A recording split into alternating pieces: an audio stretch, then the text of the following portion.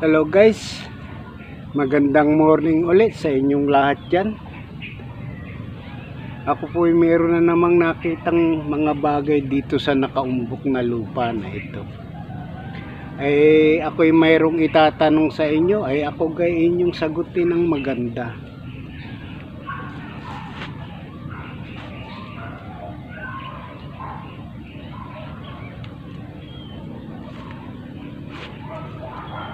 Ano gawing tawag dito sa inyong lingwahe?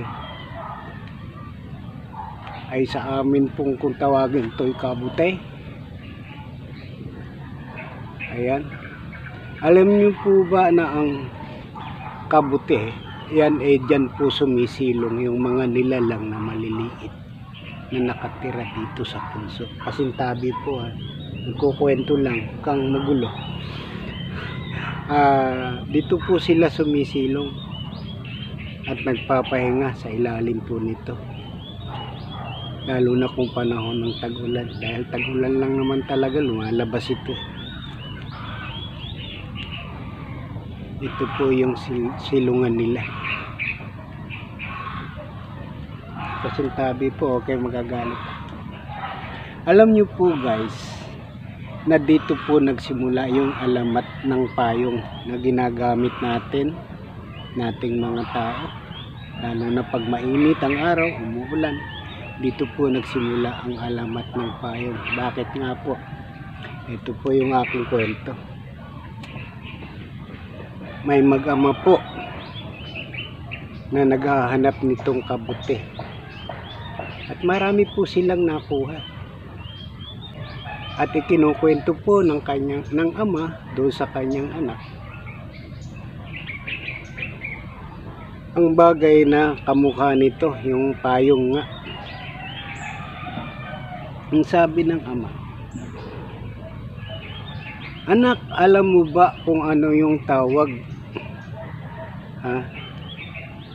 sa bagay na kamukha nito na ginagamit natin kapag umuulan? Maliban sa raincoat, yung isinasaklob natin sa ating ulo kapag umuulan." Hindi agad sumagot yung kanyang anak.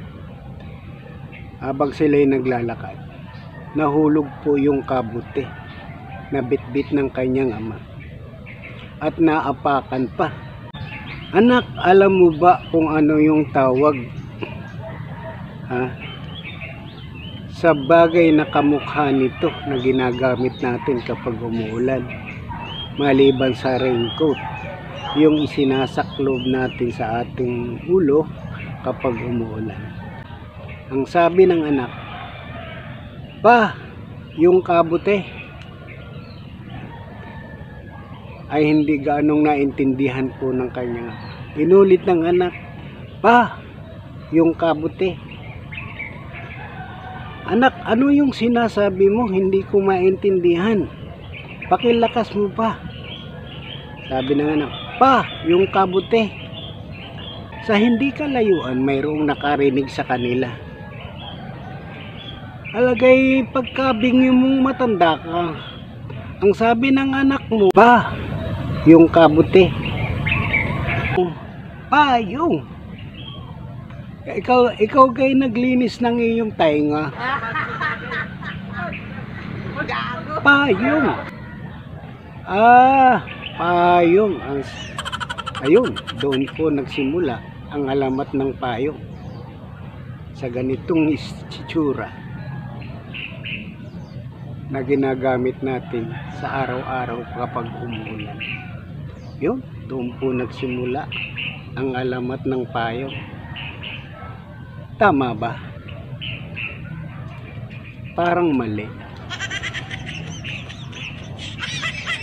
Tuloy na nga natin to.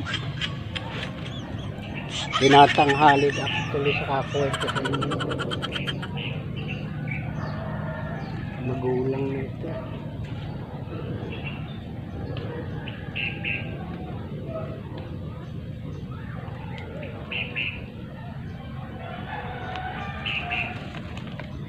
Ayun, kaya payong ang itinawag mga tao ganitong itsura.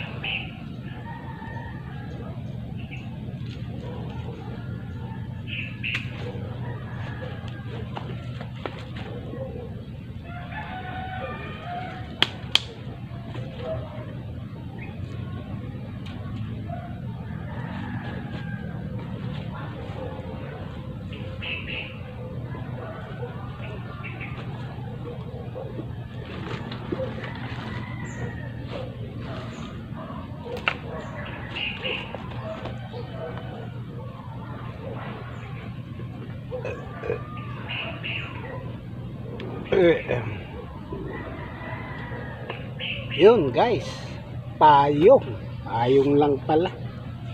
Doon po nagsimula ang alamat ng payong. Yun lang guys.